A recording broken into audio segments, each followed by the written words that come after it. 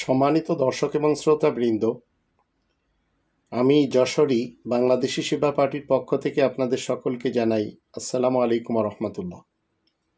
আপনারা যারা আমাদের দেশের Jamaat Shibir, Tablighi Jamaat, Saad group, Zubair group, Ilyas Attar group, Hefazate Islam, Tariqate Islam, Charmonai, আরও অন্যান্য যত ধর্মের নামে ফিরকা, পার্টি, মাসলাক এবং মাযহাব রয়েছে, এগুলিকে ইসলাম মনে করে চলেছেন। মনে রাখবেন, আপনারা সবাই ভুল পথে আছেন। কোরআনের ইসলাম যদি আপনাকে মানতে হয়, তাহলে 114টি সূরার 6348টি আয়াতের বিপরীত কোনো দিকে যেতে পারবেন না।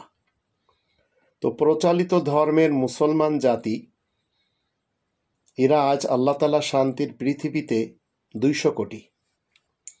যদিও 2025 সাল 900 কোটি মানুষের বসবাস, এদের ভিতরে যখন ইতিহাসের দৃষ্টিতে আমরা দেখব, 80 হিজরির আগে কোনো হানাফি ছিল না, 93 হিজরির আগে কোনো মালিকি ছিল না, 150 হিজরির আগে কোনো শাফি ছিল না, 164 হিজরির আগে কোনো হাম্বলি ছিল না, এমনকি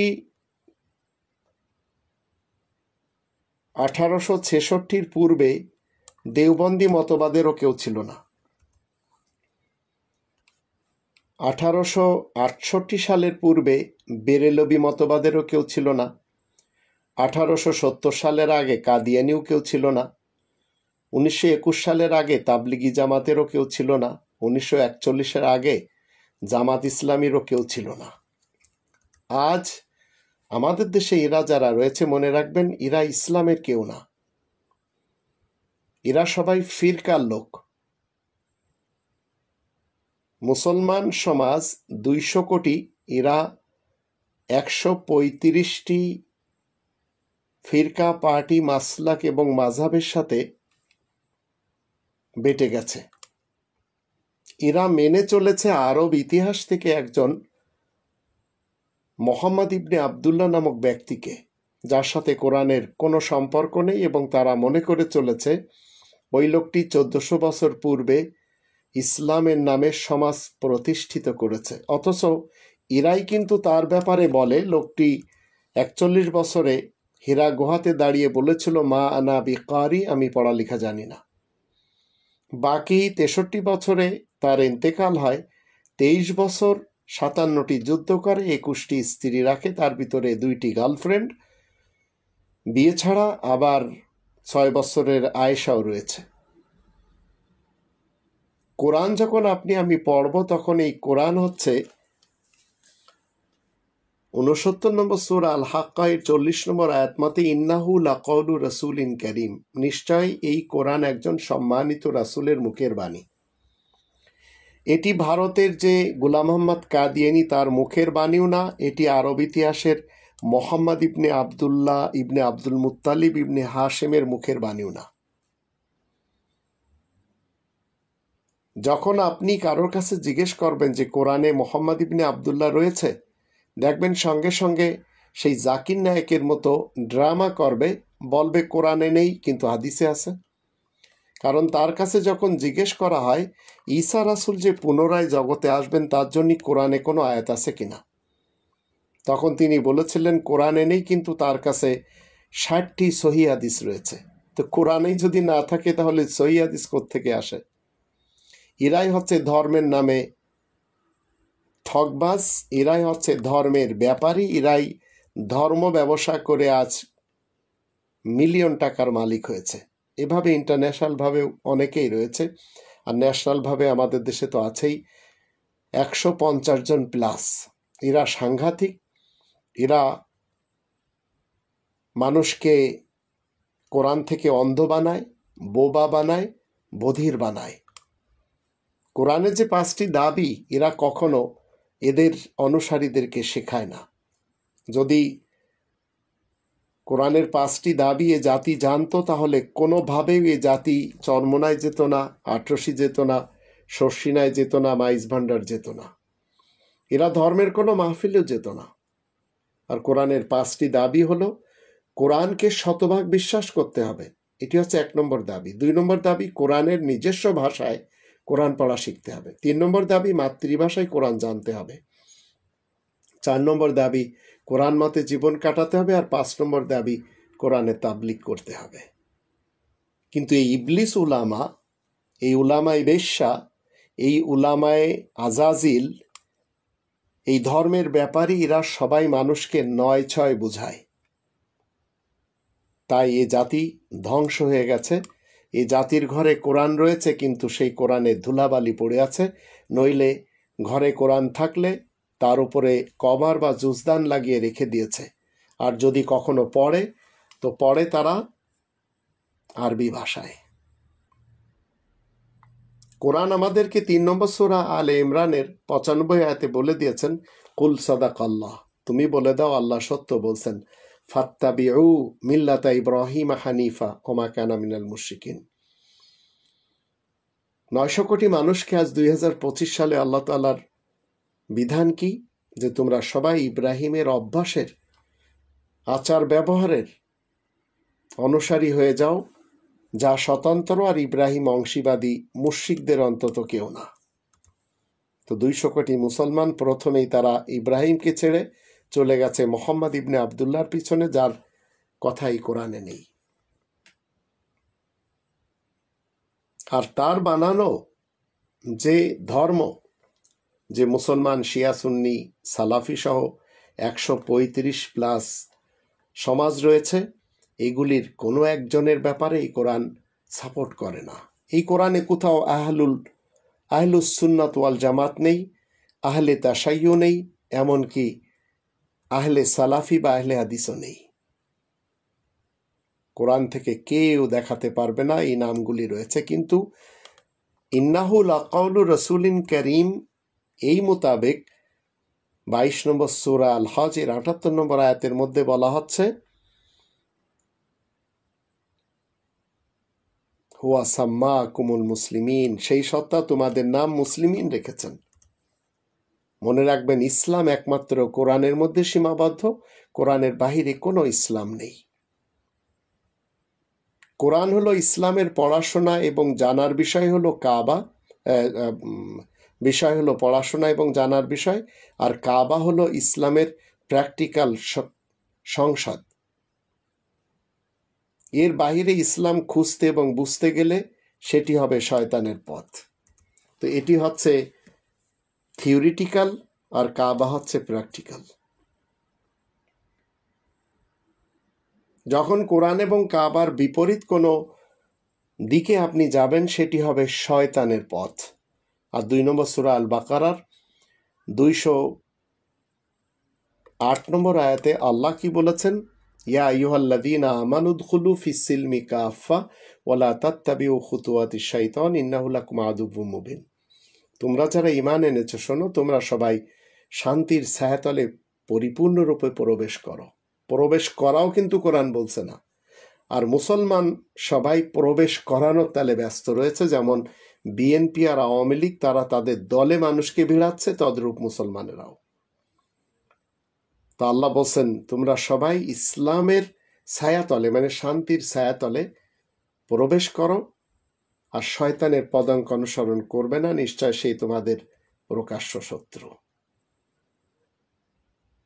তা আপনাকে আয়াত প্রচারের কারণে প্রশংসিত মোহাম্মদ উপাধি ধারণ করতে হবে। যদি আপনি 5টি দাবি ফুলফিল করতে পারেন তাহলে পারবেন, অন্যথায় আপনাকে মোহাম্মদুর রসুলুল্লাহর সঙ্গী সাথী হতে হবে। 48 নম্বর সূরা আল ফাতহ এর 29 নম্বর আয়াতের শুরুতে বলা আছে, মোহাম্মদুর রসুলুল্লাহ ওয়াল্লাযীনা মাআহু আশিদ্দাউ আলাল কুফারি রুহামাউ বাইনাহুম। আয়াত প্রচারের কারণে প্রশংসিত উপাধিধারক মোহাম্মদ আল্লাহ তাআলার বার্তাবাহক। যারা তার সঙ্গী সাথী, তারা আয়াত গোপনকারী, যারা তাদের ব্যাপারে কঠোর এবং নিজেদের মধ্যে রহমদিল। কিন্তু আজ মুসলমান সমাজ যাকে রাসূল হিসেবে স্বীকৃতি দিচ্ছে, বিশ্ব নবী হিসেবে, আখিরি নবী, আখিরি রাসূল হিসেবে মোহাম্মদ ইবনে আবদুল্লাহকে মেনে চলেছে, এই 200 কোটি মানুষ জানে না যে কোরআন তার ব্যাপারে খামোশ।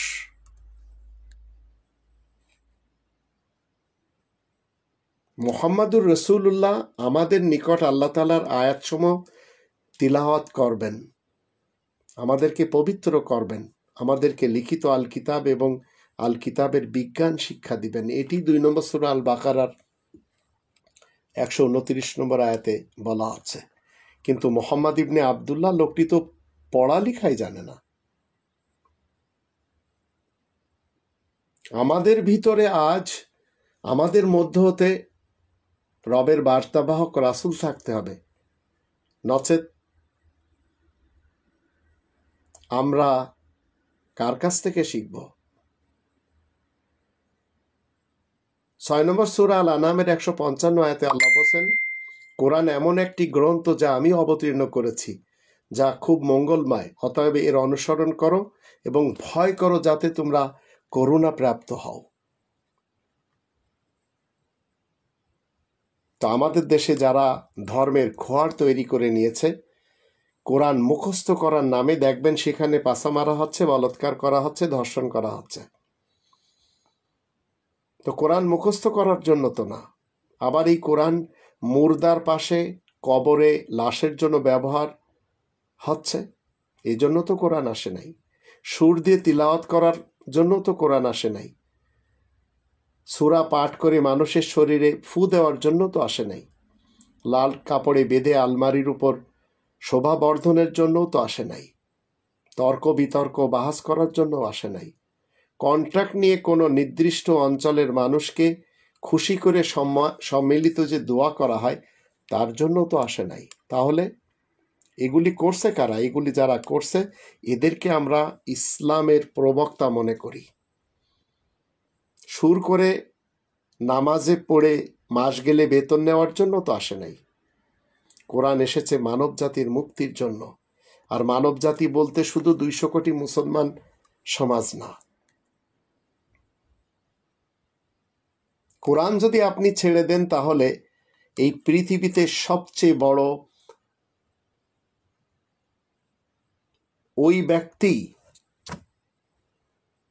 সমস্যার ব্যক্তি, ওই ব্যক্তির ভাগ্য খারাপ যার কাছ থেকে কোরআন উঠিয়ে নেওয়া হয়েছে।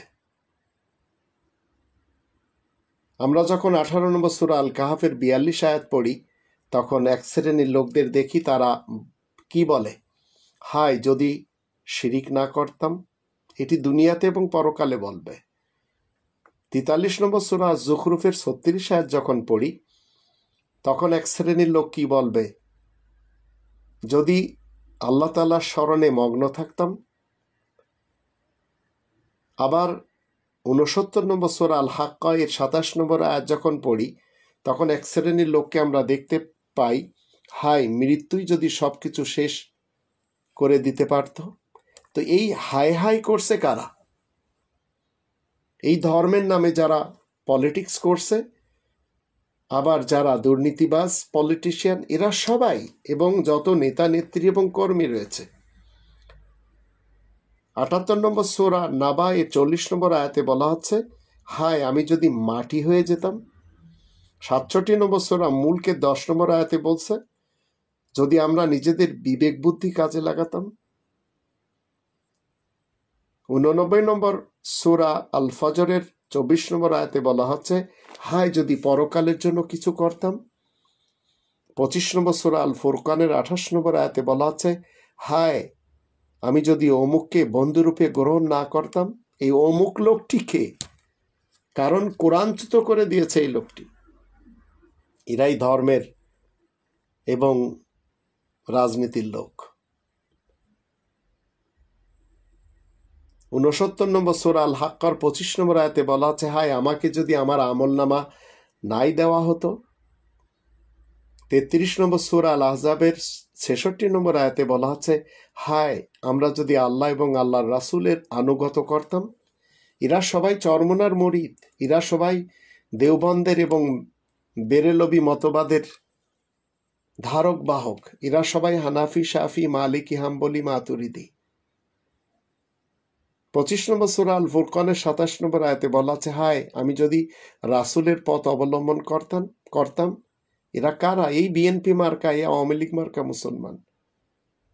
4 নম্বর সূরা আন-নিসার 73 নম্বর আয়াতে কি বলা আছে, হায় আমিও যদি তাদের সঙ্গে থাকতাম তাহলে বিরাট সফলতা লাভ করতে পারতাম। 18 নম্বর সূরা আল কাহফের 42 নম্বর আয়াতে বলা হচ্ছে, হায় আমি যদি আমার রবের সঙ্গে কাউকে শরিক না করতাম। যত অংশীবাদী মুশরিক তারা সবাই এই হায় হায় করছে। 6 নম্বর সূরা আল আনআমের 27 নম্বর আয়াতে বলা হচ্ছে, হায় এমন যদি কোনো সূরত হতো আমাদেরকে আবার দুনিয়াতে পাঠানো হতো, আমরা আমাদের রবের বিধান মেনে চলতাম, মিথ্যা প্রতিপন্ন করতাম না। এইসব বিষয় নিয়ে ধর্মের যত এই উলামায়ে আজাজিল রয়েছে, এরা কিন্তু সবাই কি বলছে, উলামায়ে যারা সু রয়েছে এরা সবসময় দেখবেন বলবে এই বিষয়ে সেই বিষয়ে ওই বিষয়ে জিজ্ঞাসা করা হবে, কিন্তু আল্লাহ বলছেন কোরআনের ব্যাপারে জিজ্ঞাসা করা হবে। ওয়াসাউফা তুসআলুন শব্দটি বলা হচ্ছে। আমরা যখন 43 নম্বর সূরা যুখরুফের 43 এবং 44 আয়াত দুটি পড়ি তখন এটিই পাই।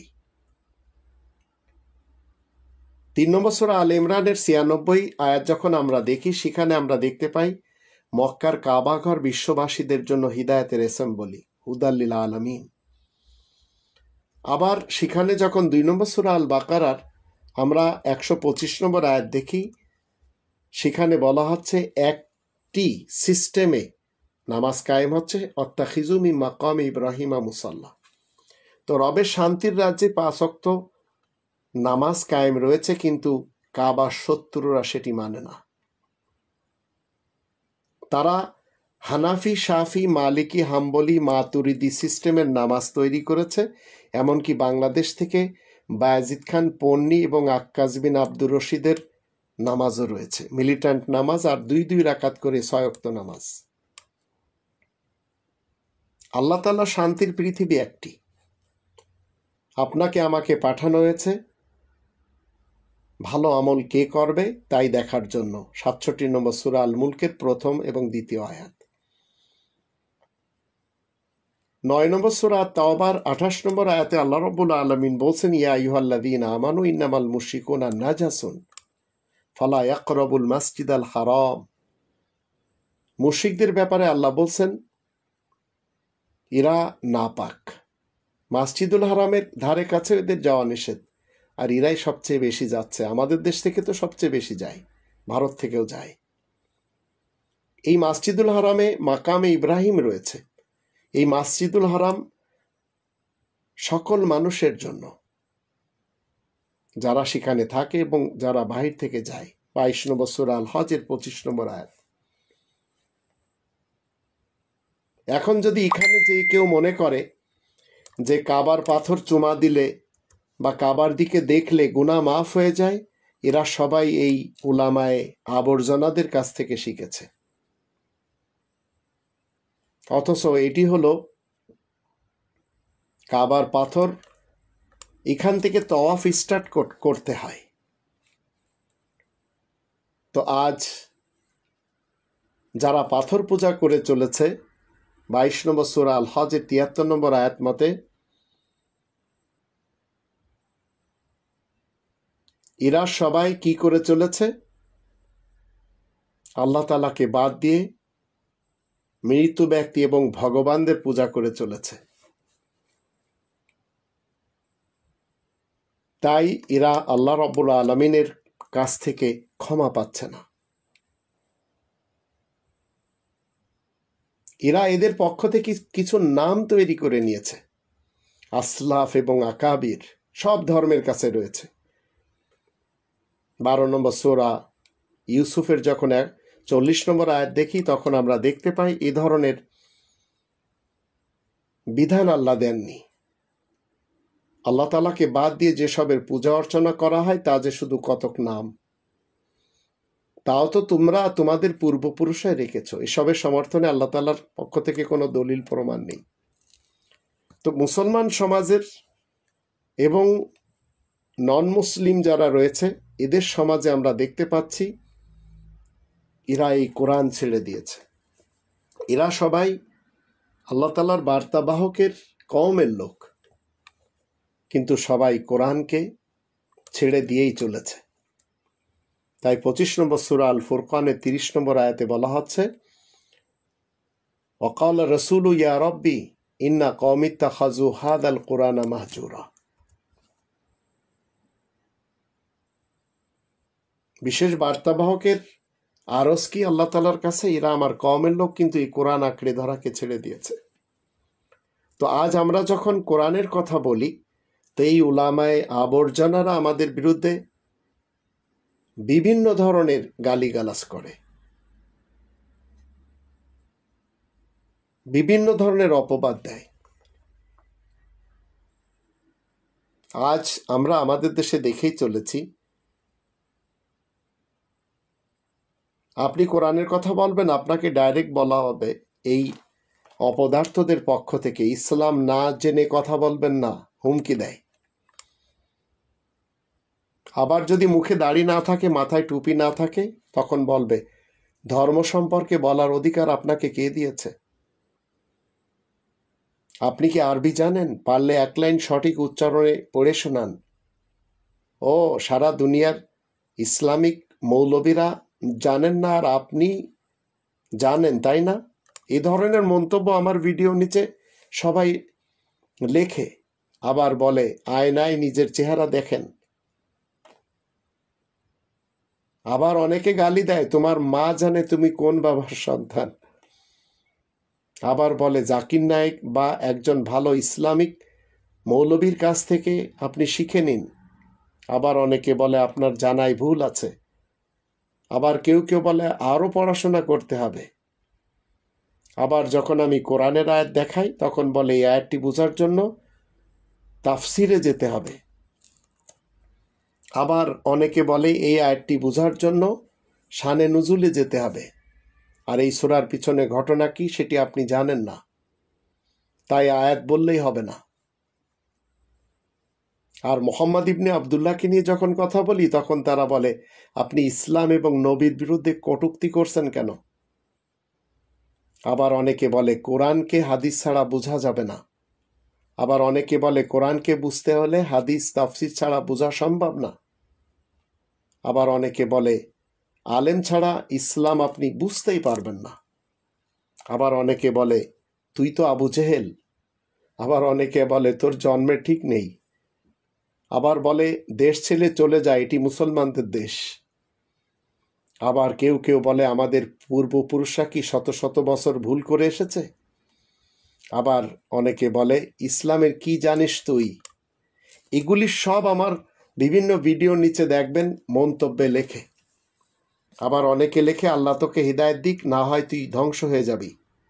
আবার অনেকে বলে তুই তো খ্রিস্টান, ইহুদি এবং হিন্দুদের দালাল। আবার কেউ কেউ বলবে মেয়াদ উত্তীর্ণ গাঁজা খাইছিস। আবার কেউ কেউ বলবে বিজ্ঞানের অনেক আগেই কোরআনে এটি ছিল।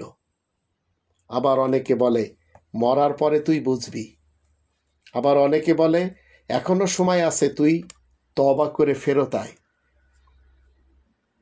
আবার কেউ কেউ বলে তুই তো কাদিয়ানি, আর কাদিয়ানিদের স্থানে দেশে নেই। আবার কেউ কেউ বলে তুই বেশি পড়েছিস তাই তুই নাস্তিক। আবার অনেকে বলে ইবলিসও অনেক জ্ঞানী ছিল, তুইও তাই। আবার অনেকে বলে নাস্তিকদের মা বাপের সাথে সেক্স করতে বাধা নেই। আবার কেউ কেউ বলে দেখছস আল্লাহ তোরে অসুখ দিছে শাস্তি হিসেবে। আবার কেউ কেউ বলে তোর আগে অনেকেই ইসলামের বিরুদ্ধে লাইগা কিছুই করতে পারে নাই। আবার অনেকে বলে তোর ব্যাখ্যায় এবং অনুবাদে ভুল রয়েছে। আবার কেউ কেউ বলে তুই তো শিয়া। আবার কেউ কেউ বলে তুই তো সালাফি। আবার কেউ কেউ বলে তুই তো হানাফি। আবার কেউ কেউ বলে আমাদের ধর্ম নিয়ে তোর এত চুলকানি কেন। আবার কেউ কেউ বলে ইসলাম তোর কি ক্ষতি করেছে। আবার কেউ কেউ বলে তুমি ধর্মকে ব্যঙ্গ করো কেন? আবার কেউ কেউ বলে, তোর কি আর কোনো কাজ নেই? এত সব কথা আমাকেই বলে চলেছে যখন আপনি কোরআনের কথা শোনাবেন। আবার অনেকে বলছে, কোরআন কি তুই একাই বুঝিস? তো আমার কওমের লোকেরা এই কোরআন ছেড়ে দিয়েছে। বিশেষ বার্তাবাহক কি বলেছেন? অকাল রসুল ইয়া রব্বি ইন্না কওমি তাখাযু হাযাল কোরআনা মাহজুরা। বিশেষ বার্তাবাহক বলছেন, হে আমার প্রতিপালক, আমার কওমের লোক এই কোরআন আঁকড়ে ধরাকে ছেড়ে দিয়েছে। আর এরা সবসময় জিদাল করে, তর্কাতর্কি করে, ঝগড়া ফাসাদ করে। 40 নম্বর সূরা মুমিন এই 4 নম্বর আয়াত মতে, মা ইউজাদিলু ফি আয়াতিল্লাহি ইল্লাল্লাযীনা কাফারু। আল্লাহ বলছেন যে আল্লাহ তাআলার এসব আয়াত নিয়ে আর কেউ ঝগড়া ফাসাদ করে না, একমাত্র আয়াত গোপনকারী কাফের ব্যতীত। এরা সবাই এদের গণতন্ত্র, রাজতন্ত্র, সমাজতন্ত্র এবং মূল্যতন্ত্রের ধারক বাহক হয়ে জীবন কাটাচ্ছে। কোরআনের সাথে এরা সময় দিতে রাজি না। তাই 38 নম্বর সূরা সওয়াদের 6 নম্বর আয়াতে বলা হচ্ছে, ওয়ানতালাকাল মালাউ মিনহুম আনিমশু ওয়াসবিরু আলা আলিহাতিকুম ইন্না হাযা লাশাইউন ইউরাদ। আর তাদের মালাউ, মৌলবী হুজুর এবং অফিসারগণ এই কথা বলে, আর এই কথা বলে চলে যায়, তোমরা সবাই এসো আর নিজেদের আলিহা মানে গণতন্ত্র, রাজতন্ত্র, সমাজতন্ত্র এবং মোল্লাতন্ত্রের আইনের উপরেই তোমরা কায়েম থাকো। নিশ্চয় এ যে কোনো মতলবের কথা। তো বাংলাদেশি সেবা পার্টি রব্বানি প্ল্যান মেনে জীবন কাটাচ্ছে, এটি তাদের পছন্দ না। আবার 7 নম্বর আয়াতে বলা হচ্ছে, মা সামি'না বিহাদা ফিল মিল্লাতিল আখিরা ইন হাযা ইল্লা ইখতিলাক। আমরা তো এই কথা আগেকার রীতিনীতি তো শুনতে পাইনি। যাই হোক না কেন, এই কথা নিশ্চয় মন গড়া। তো কোরআনের কথা যখন আপনি বলবেন, এরা বলবে এ তো সব মন গড়া কথা। এই কোরআনে কোথাও নেই ঈসা রাসূল আবার আসবেন, কিন্তু মৌলবীরা বলে চলেছে। এই কোরআনে কোথাও নেই ইমাম মেহেদি আসবেন, কিন্তু তারা বলে চলেছে। এই কোরআনে কোথাও নেই মুখ ঢাকা বোরকা পরতে হবে, মাথায় টুপি পরতে হবে, দাড়ি রাখতে হবে, মাথায় রুমাল রাখতে হবে, পাগড়ি পরতে হবে, কিন্তু মৌলবীরা বলে চলেছে। এই কোরআনে কোথাও নেই গজওয়া হিন্দ হবে, কবরের আযাব আছে, অথবা দাজ্জাল আসবে, কিন্তু এরা বলে চলেছে। আর এইগুলি বলেই এরা এদের জীবনের উপকরণ এদের শিষ্যদের কাছ থেকে নিয়েই জীবন কাটাচ্ছে। তো এখন আপনাকে আমাকে কি করতে হবে? সূরা ইয়াসিন 36 নম্বর সূরার 21 নম্বর আয়াতে আল্লাহ রাব্বুল আলামিন কি বলছেন? ইত্তাবিউ মা লা ইয়াসআলুকুম আজরান ওয়া হুম মুহতাদুন।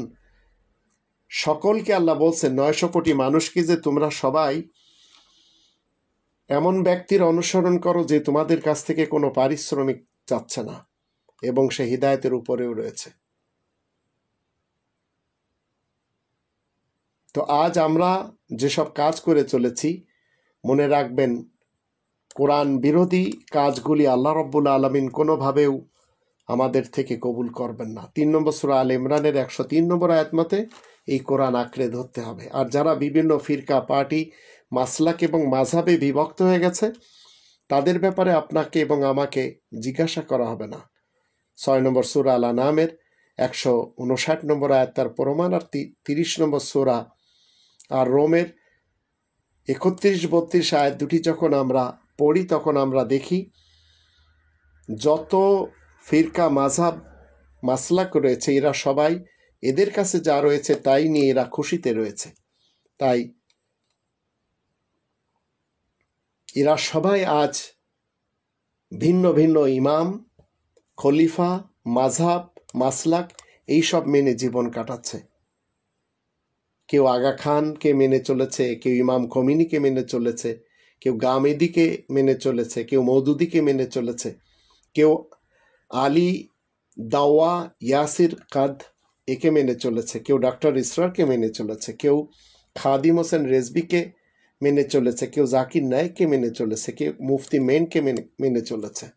আবার কেউ আমাদের দেশে আজহারি, মাদানি, কাসিমি, থানাবি, তাহিরি এদের সকলকে মেনে জীবন কাটাচ্ছে। অথচ কোরআনের 29 নম্বর সূরা আল আনকাবুতের 51 নম্বর আয়াতে আল্লাহ বলছেন, মানুষের জন্য কি যথেষ্ট নয় যে আমি তোমার উপরে এই লিখিত গ্রন্থ নাজিল করেছি। এর ভিতরে রয়েছে যা এদের সামনে পড়ে শোনানো আছে, এর ভিতরে কি রয়েছে? ইন্না ফি যালিকা লা রাহমাতাও ওয়া যিকরা লিকওমি ইউমিনুন। উপদেশ রয়েছে, রহমত রয়েছে, কিন্তু মানুষ এই কনস্টিটিউশন ছেড়ে সহিহ বুখারী, সহিহ মুসলিম, সুনানে নাসাই, সুনানে আবু দাউদ, সুনানে আত-তিরমিজি, সুনানে ইবনে মাজা, আবার কিতাব আল কাফি, মাল্লা ইয়াহজারুল ফাকি, তাহজিবুল আহকাম, আল ইস্তেফসার, এগুলি মেনে তারা আজ বিভিন্ন ফিরকা, পার্টি, মাসলাক এবং মাযহাবে বিভক্ত হয়ে গেছে। তো এটি হচ্ছে রহমানের পথ, আর এর পথের বিপরীত শয়তানিক পথ। এখন আপনি কোন পথে যাবেন আপনাকে ফয়সালা করতে হবে।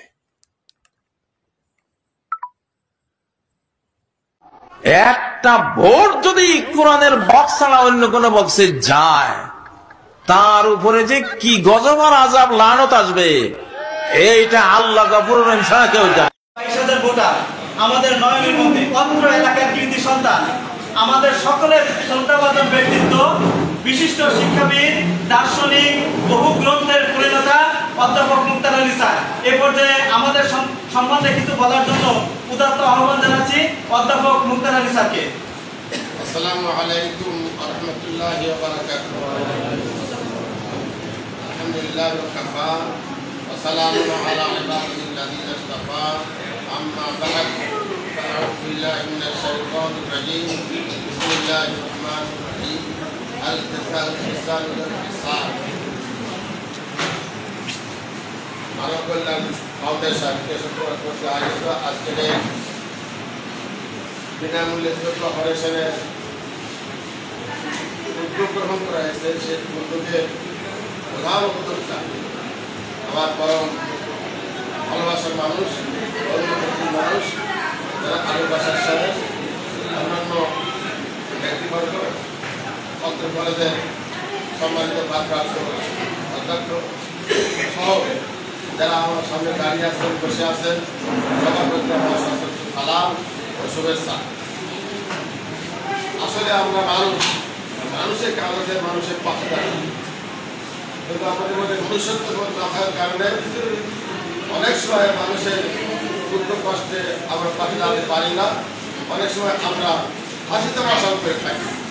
কিন্তু মানুষ যে ধর্মের হোক না কেন, যে মতের হোক না কেন, যে মনের হোক না কেন, সকল মানুষই সম্পর্ক থাকবে যে একে অপরের জন্য নিজের দেহের অংশ হিসাবে।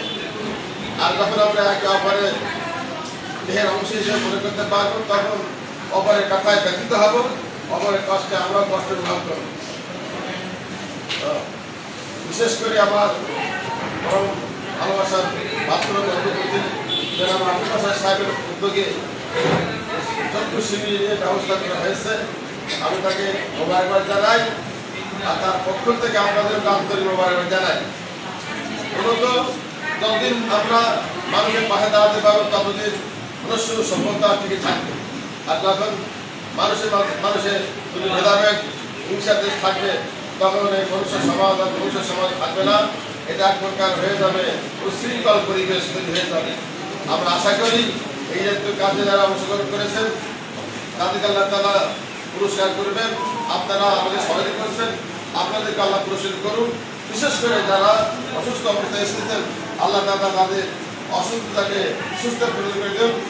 সবাইকে আল্লাহ তাআলা সুন্দর রাখুন, আর সবাইকে আহ্বানের জন্য, কল্যাণের কাজ করার জন্য ভেদাভেদ ভুলে গিয়ে মানুষের মধ্যে পরস্পর সৌহার্দ্য, সম্প্রীতি, সমবেদনা আর সহানুভূতি বন্ধন অটুট হোক, দৃঢ় হোক, মজবুত হোক, স্থায়ী হোক। সবশেষে আজকের এই ক্যাম্পে উজ্জ্বল ভবিষ্যৎ, উজ্জ্বল সাফল্য কামনা করে আমি আপনাদের শেষ করছি। আসসালামু আলাইকুম ওয়া রাহমাতুল্লাহি ওয়া বারাকাতুহু। সাথে সাথে এই প্রোগ্রামকে বিএনএসবি এই অনুষ্ঠানকে উদ্বোধন ঘোষণা করছি। সবাইকে সালাম জানিয়ে আমি শেষ করছি। আসসালামু আলাইকুম। আমি পবিত্র করার সঙ্গে শপথ করে বলবো, সে বলছে যে তোমার 4 বোনকে আমি ছুঁয়ে দেখছি কেমন, সেই জন্য আমি বুঝতে পারছি যে আমার 4টা বোন কিরকম, সে সব মজাই নিয়ে নিচ্ছে। তিন বোনের এক স্বামী, বিষয়টি যেন বিস্ময়কর। আর এমন এক ঘটনার নজির মিলেছে বরিশালে। একে একে একই পরিবারের তিন বোনকেই বিয়ে করেছেন মাদ্রাসা অধ্যক্ষ আবু হানিফ। শুধু তাই নয়, তাদের আরও এক বোনের জীবন নষ্ট করার অভিযোগ রয়েছে 60 বছর বয়সী এই শিক্ষকের বিরুদ্ধে। আমার ফ্যামিলি থেকে 4টা বোনকে সে একটা বোন নষ্ট করেছে, 3য় বোনকে বিয়ে করছে, তারপর সে মারা যাওয়ার পর আমার বড় জনকে সে বিবাহ করছে, আর আমার সংসার ভেঙে আমারে সে বিবাহ করছে। তবে এক বোনকেও শেষ পর্যন্ত স্ত্রী হিসেবে রাখেননি তিনি। প্রথম স্ত্রীর মৃত্যু, অপর 2 স্ত্রীকে তালাক দিয়ে এখন অন্য নারীর পেছনে ছুটছেন বিয়ে পাগল আবু হানিফ। বড় বোনকে সে পছন্দ করে না, সে আমারে পছন্দ করছে। আমি একটু খুব ভালো মেয়ে ছিলাম, আমার লাইফটা সে নষ্ট করছে। সে আমার আগ্রহ লাইফটাও নষ্ট করছে ভাইয়া, এমন নষ্ট করছে যার জীবন আমি কাউকে মুখ দেখাতে পারি না। আমার বোনটা ঘরে থাকার অবস্থায় আমার বাবাই তাকে জমি দখল করে তার নামে লিখাই দিচ্ছে, 5 জ্যৈষ্ঠ নাম 5 জ্যৈষ্ঠ বাড়ি। সেই কারণে সেই সম্মান রক্ষা করার জন্য আমাদের 4টে বোনকে সে বিবাহ দিচ্ছে। একটা নষ্ট করেও কিছু বলে না, মারিয়ে আনছে তাও কিছু বলে না, 3য়টাকে জোর করে দিচ্ছে সে বিবাহ করবে না, কিন্তু আমারই করবে। তাই স্ত্রীর মর্যাদা ফিরে পেতে তার বিরুদ্ধে আদালতে মামলা ঠুকে দিয়েছেন 25 বছর বয়সী 3য় স্ত্রী জাকিয়া বেগম।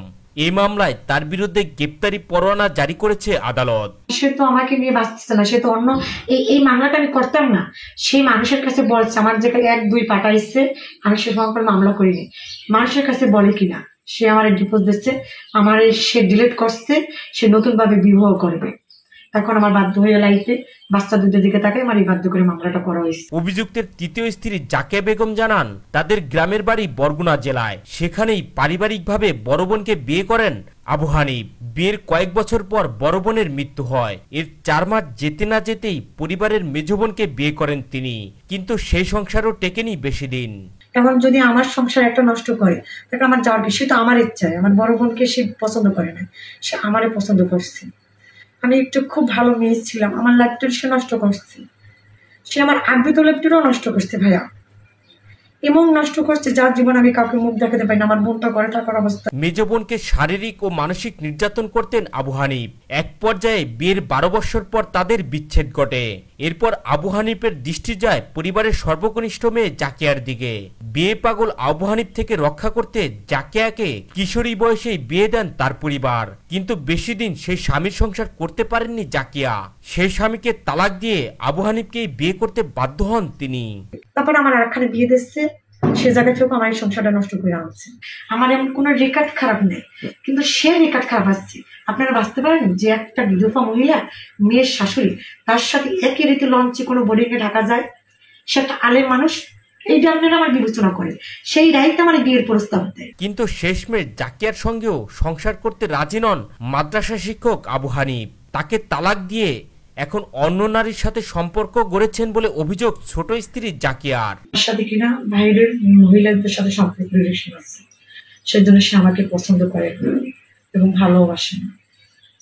কিন্তু সে একটাই বারবার আমার কথার মাঝে একটু কথা কাটাকাটি গেল, সে বলতো আমাকে সে রাখবে না, তালাক দিয়ে দেবে। তবে একে একে 3 বোনকে বিয়ের কথা স্বীকার করলেও এ বিষয়ে বক্তব্য দিতে রাজি হননি অভিযুক্ত মাদ্রাসা শিক্ষক আবু হানিফ। বরং দম্ভ করে বলেন 3টে নয়, প্রয়োজনে আরো 100টা বিয়ে করব। মামলা করছে, 4 জন বিয়ে করছি। কেন করছি? যাবেন আমার বরগুনাতে, আসবেন আমার এখানে ফ্যামিলিতে। কেন করছি? হ্যাঁ, ভাইবেরাদের জবাব নেন। আমার কিছু যেমন বন্ধু আছে, বন্ধুদারি শত্রু আছে। আমি ওই লেখালেখিতেও নাই, জবাব দিতেও নাই, ক্যামেরার সামনেও নাই, ভিডিওতেও নাই। আপনার অনুসন্ধানই থাকলে অনুসন্ধান করে আপনারা রিপোর্ট লিখতে পারেন। আপনারা আইছেন না, এটা আরো অনেক সাংবাদিক উঠেজ করছে। টিভি কত টিভি আইছে, নো মেসেজ। অভিযুক্ত শিক্ষক আবু হানিফ বরিশাল সদর উপজেলার টুঙ্গিবাড়িয়া ইউনিয়নের সাবেরহাট ফাজিল মাদ্রাসার অধ্যক্ষ। দেখেন ভাই, এই হুজুর খুব চমৎকার গাইতে পারে। ভিডিওটি সম্পূর্ণ দেখুন এবং বেশি বেশি শেয়ার করে দিন। হুজুর বড় সুন্দর গান কইরা, সবাই আবার অন্য যাইবা এবং ভালো লাগলে শেয়ার করবা। আমার বিচার হবে বুবু, পুরুষ হলো আনা বুবু গো। ও বুবু কেমন নৌকার মাঝি, এখন তোমার নৌকা চলে না। মমতা যখন জেলে বইয়া সকাল বিকাল রুটি খাইয়া কয়েদি মুর্শিদের গান শোনায় ও মনটা ভৈরা যায়, কলিজা জোড়ায় যায় ও মনটা ভৈরা যায়। ঠিক না বেঠে? কারণ এখন গান গা সংসদ যারা অপবিত্র বানাই ফেলেছিল, সংসদে গান শোনায়। আমি তো ফ্রিডম ফাইটার, নবম সেক্টরের একজন বীর উত্তম, একজন মুক্তি বীর উত্তম। সর্বপ্রথম কোরআন হাতে রেখে বলছি, আমার গলায় সর্বপ্রথম আমাকে দিয়েছিল মেডেল, আমি গলায় নেই হাতে নিয়েছি, যেহেতু পুরুষের জন্য সোনা ব্যবহার করা হারাম। আমি বললাম রাষ্ট্রপতির নাম এখন আর বলছি না, আমি বলছি এখানে রাখো। আমি পেলাম সর্বপ্রথম মেডেল পুরস্কার প্রাপ্ত সেই ডক্টর বীর উত্তম। আজকে আমি চাই আল্লাহ এদেশের সঠিক সলিড এইগুলো তুমি আল্লাহ আমাদের দেশের সংসদে নাও। একটু হাত নাচা যারা নামাজের বিল আনবে, আল্লাহ এই ধরনের আল্লাহ ওলিদেরকে তুমি পার্লামেন্টে নাও। যেরকম আমরা দিল্লির নাগরিক এখন আছি, আর আমি ওখানে অনেকদিন শিক্ষক ছিলাম, প্রায় 32 বছর, আমার এই 97 বছর বয়স। একটা দলের মহাসচিব যদি বলেন আমরা শরিয়া মানি না, ইসলামী শরিয়ার ভিত্তিতে দেশ পরিচালনা আমরা বিশ্বাস করি না, ওই দলের ভিত্তিতে যদি কেউ সমর্থন প্রয়োগ করে আর সে সারা দিনটা নামাজ পড়ে, তার ইবাদত কি কবুল হবে? এটা শফিকুল ইসলাম মাসুদের ফতোয়া। প্রাসাদ কন্ট্রোল করবে আগামী দিনে ইসলামের রাজনীতি। ইসলামের রাজনীতি যাত্রাবাড়ি মসজিদে ইমামতি করবে, গণভবন, রাষ্ট্রভবন এবং আমাদের বন্ধু ভবনে ইমামতি করবে ইসলাম। গ্র্যান্ড মুফতি যদি কারো হওয়ার দরকার হয়, তাহলে এখানে বাংলাদেশে একজনকে আমার বিচারে গ্র্যান্ড মুফতি বলা যেতে পারে, যার মামা ছিলেন বাইতুল মুকাররমের প্রথম খতিব, যার আব্বা 27 দিনে কোরআন মুখস্থ করেছেন, আর সে মুখস্থ করেছে 36 দিনে। কি নাম? সেহা সেত্তা সব মুখস্থ, কাজী ইব্রাহিম।